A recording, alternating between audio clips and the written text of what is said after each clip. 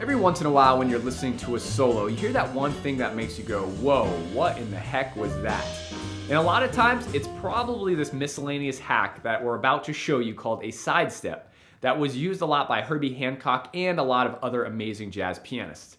My name is Brendan Lowe, creator and founder of Jazz Piano School. Don't forget to go to jazzpianoschool.com/Black Friday 2023 because we are releasing Jazz Piano School 4.0 next week on Black Friday, along with some incredible Black Friday deals. If you want to be the first to know about the release, again, go to jazzpianoschool.com/Black Friday 2023. With that being said, let's jump right into this Herbie Hancock sidestep. Here we go. Hey everybody, this is Sterling here for another podcast lesson with jazzpianoschool.com. Today we're talking about sidestepping. This is a technique that you can use to play some notes outside of the key, to change what you're already doing with some 2-5-1s, but start to find some hipper notes, some things that might, grab your audience's attention, and just have some other options to find some color notes in your improvising. This technique was pioneered by none other than Herbie Hancock. This is something he was doing, playing in Miles's band in the 60s, and he started doing this, as early as some of his, first recordings, such as Go with Dexter Gordon. Later on, Maiden Voyage, Speak Like a Child.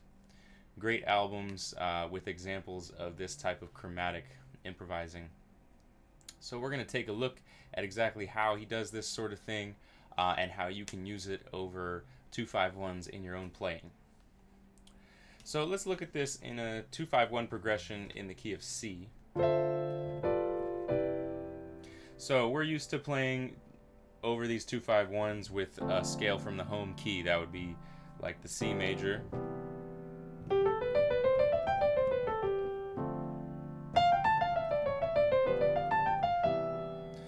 And you can use some type of bebop vocabulary, whatever you're hearing,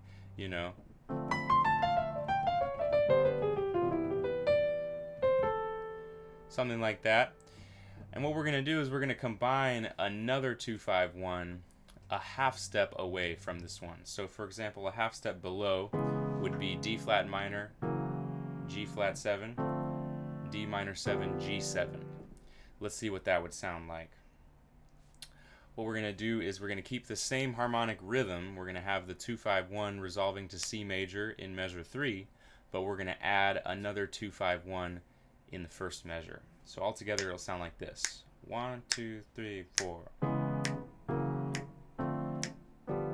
1, 2, 3, 4. 1, 2, 3, 4. So 4 measures total, 2 measures of the C major, and we're adding a 2-5-1 before those take place. So let's try a little bit of improvising.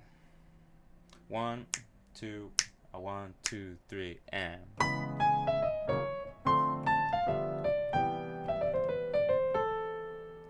Something like that. Let's try another one.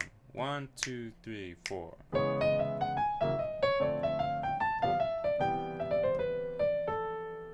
Something like that. So you can play an identical line, or you can play some type of variation when you go back up the half step. Let's try a variation. 1, 2, 3, 4. Right, so it happens pretty quickly. It's really only one measure of the D flat minor. You can think of the D flat going to G flat, or you can just think of the 2 chord. A lot of great improvisers will just think of the 2 chord or just think of the 5 chord. So if we think the 2 chord, that's like a D flat Dorian kind of sound, going up to D Dorian, down to C major. So let's think just the minor 2 for each of those measures. 1, 2, 3, 4. Something like that. Let's try another one. 1, 2, 3, 4.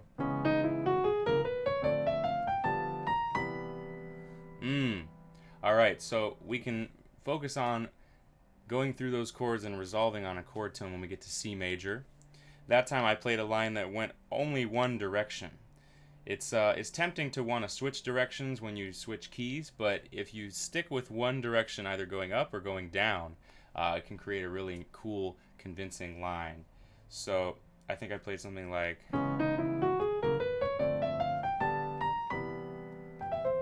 Maybe you can finish it with some type of major arpeggio or melody. Let's try one going down. 1, 2, 3, 4. So it gets real tricky. You can start to play some more chromatic melodies. Let's try another one. 1, 2, 3, 4.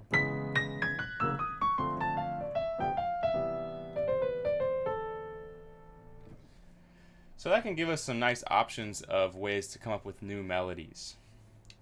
Now, what we've done so far is substitute a half step below for the first measure and then go back to the original key in measure 2. What if we stayed on the half step below a little longer? Well, that would add some more tension. Let's hear what that sounds like. We're now going to play one measure of D flat, one measure of G flat, and then resolve to C in the same spot. 1, 2, 1, 2, 3, 4.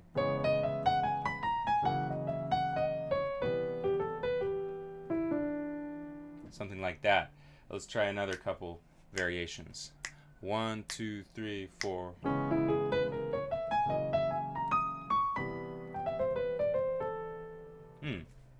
All right. Let's try a melody going only one direction, this time from the top down. 1, 2, 3, 4.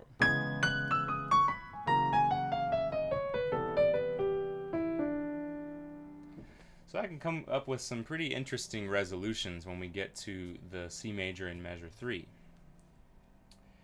Now up until this point we've done exclusively a half step below. What if we tried a half step above? That's a different sound. E flat minor 7, A flat 7, D minor 7, G7. Let's try a couple 2-5-1s, one measure each before we get to C, just like before. This time half step above. 1, 2, 3, 4.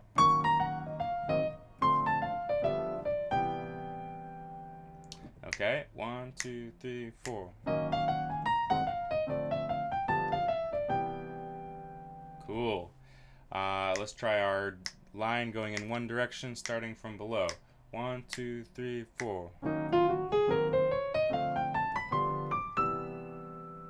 Cool. How about going from above this time? 1, 2, 3, 4.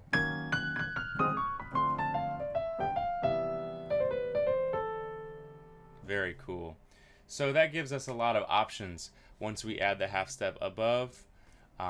We started with the half step below, so a lot of different places that you can take this. Now let's talk about some tunes where this occurs. Well, John Coltrane, incidentally, was doing a similar thing in his composing in the 1950s. So we hear this in tunes like Moment's Notice.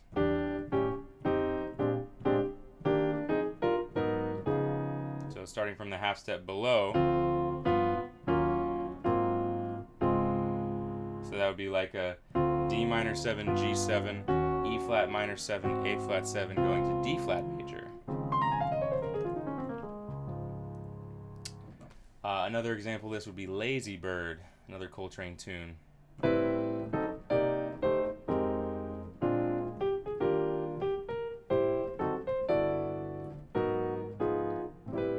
So another half step from below, right? A flat minor, D flat 7, A minor 7, D7. So you can practice these sidestep 2/5s in all 12 keys, and they can take place over a tune like this that it's built into the harmony, or you can start to add them over really any standard that has 2/5-1s in it.